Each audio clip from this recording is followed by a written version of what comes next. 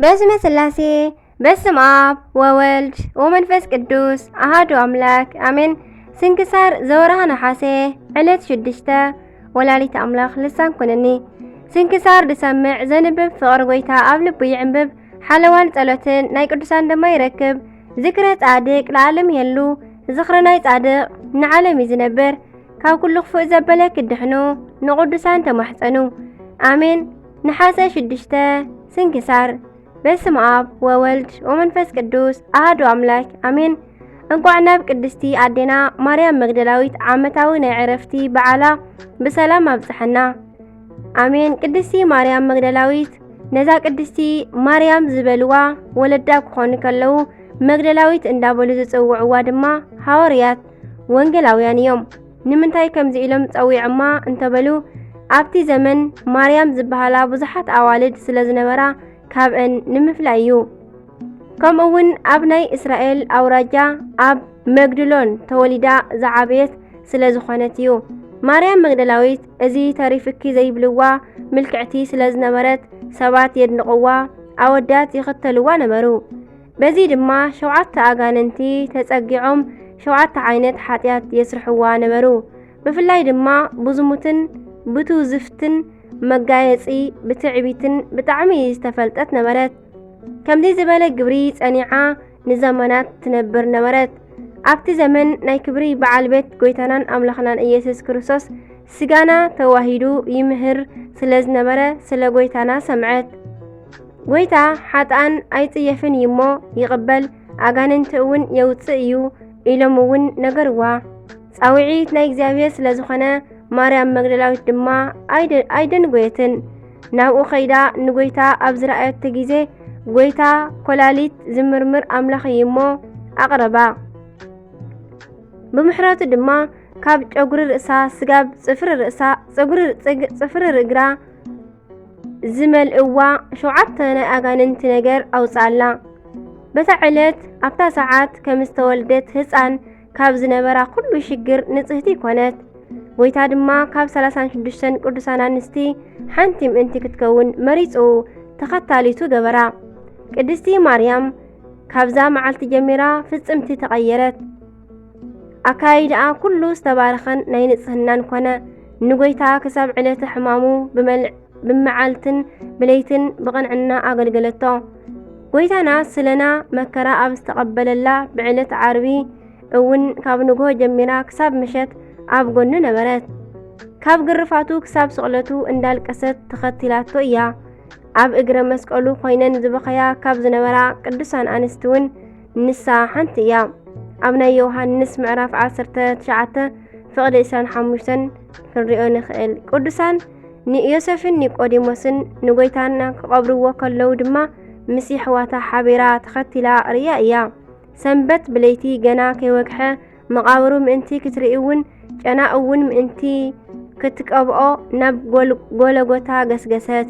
ፍጹም ናይ ኣምላኽ ፍቕሪ ስለ ዝሓደራ ድማ ግርማ ለይትን ናይ ኣይሁድ ጭፍራን ኣይፍርሕዋን።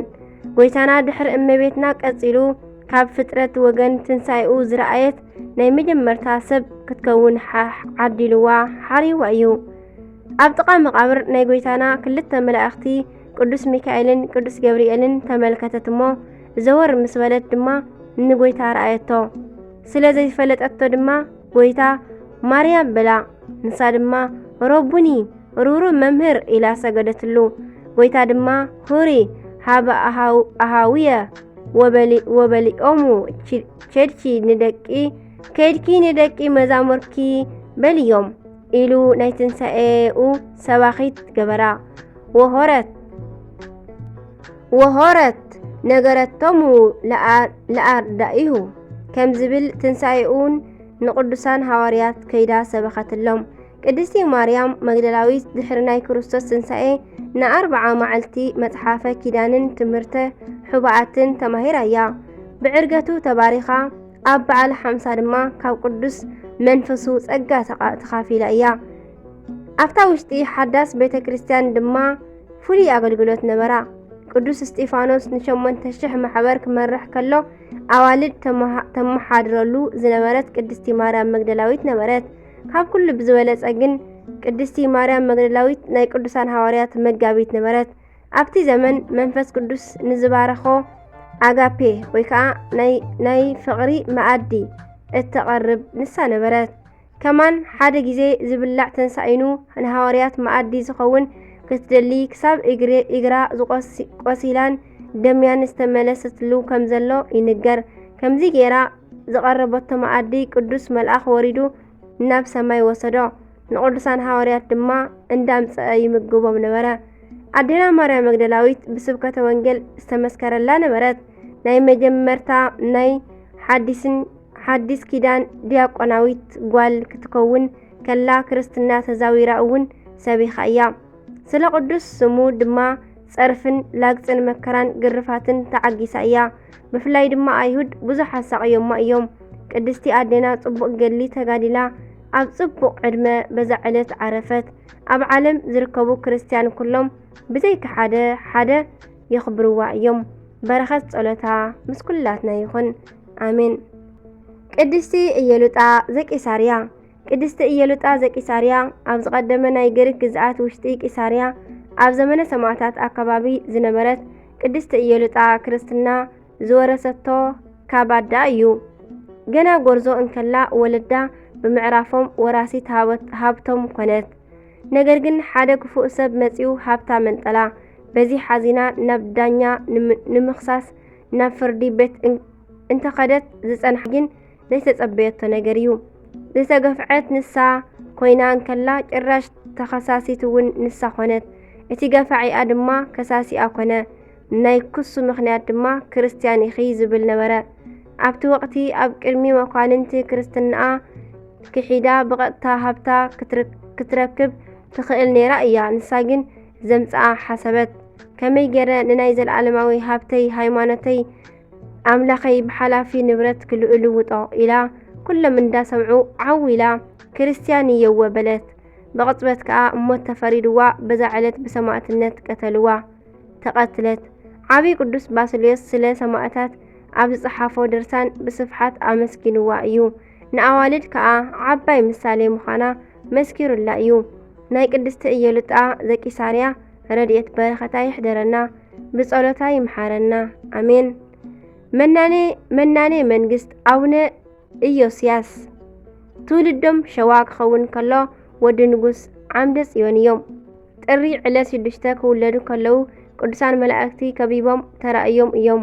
ወዲ ንጉስ እኳ እንተኾኑ ኣብ ዓለም ነጊሶም ምንባር ንዒቖም ብምምናን መጀመርያ ናብ ሃይቅ እስጢፋኖስ ገዳም ኣተዉ። ኣቡነ ኢዮስያስ ኣብ ሃይቅ ገዳም ን14 ዓመታት ብዓብይ ተጋድሎ ነበሩ። ኣብ እውን ብሉይን ሓዲስን መጽሓፍ መነኮሳትን መጽሓፈ ሊቃውንትን ኣጠንቂቖም ተማሂሮም እዮም። ብድሕሪኡ ካብ ብትእዛዝ እግዚአብሔር ናብ ትግራይ ደብረ በንኮል ገዳም ከዱ። ኣብ ደብረ በንኮል ከዓ ብዓብይ ተጋድሎ ነይሮም። ብኢድ ዓብይ ኣቦ ኣቡነ መድኃኒነ እግዚእ መንኮሱ። ቆቢዕ ዝተቐበሉ ግን ኣብ ኣቡነ ተክለ ሃይማኖት እዮም።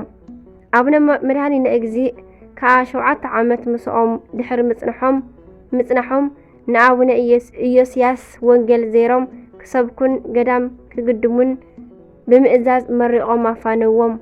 ኣቡነ ኢዮስያስ ከዓ ናብ ዓድዋ ኣውራጃ ሎሚ ብስሞም ናብ ዝተጸውዐ ገዳም ከይዶም ኣብቲ ቦታ ብተጋድሎኦም ነበሩ። ነቲ ገዳም ምስ ገደሙ ድማ ብዙሓት መነኮሳት ኣፍርዮም እዮም። እዞም ጻድቅ ኣቦ ዘፍለቕዎ ጸበል ብፈዋስነቱ ዝተፈልጠ እዩ። በብዓመቱ ኣብ ዕለተ ዕረፍቶም ነሓሴ ዕለት 6 ኣብ ሶሃባ ኣብ እትበሃል ቦታ ቆይሞም ኣብ ዝጽልይሉ ሓዚ ዓሳ ካብ ሰማይ ይዘንብ እዩ። እዚ ከዓ ክሳብ ሕጂ በብዓመቱ ነሓሴ ዕለት 6 ብግልፂ እናተረኣየ ይርከብ። ኣቡነ ኢዮስያስን ከሓድያን ዝኾኑ አረማውያንን ከሸግርዎም ከለው ድማ ናይ አቦና ጻድቅ ጸሎት አረማውያን ቢያስቸግራቸውም ጻድቁም በጸሎት ቢያመለክቱ ከየት እንደመጣ የማይታወቅ ነጭ የንብ መንጋ መጥቶ አረማውያንን አንጥፍቶላቸዋል።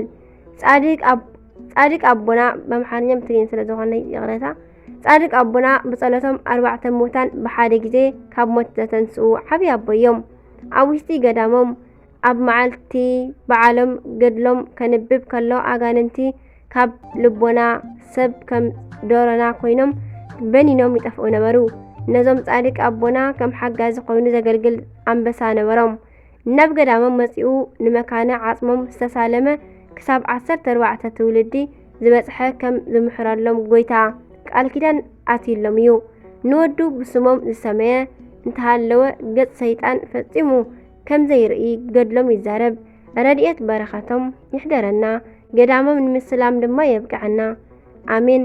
ነሓሴ ዕለት 6 ዝኽበሩ ዓመታዊ ናይ ቅዱሳን በዓላት ድማ ቅድስቲ ማርያም መግደላዊት ካብ 36 ቅዱሳን ኣንስቲ፣ ቅድስቲ ኢየሉጣ ሰማዕት ዘቂሳርያ፣ ኣባ ዊፃ ወይ ከዓ ናይ ዓብይ ሲኖዳ ወዲ መዝሙር።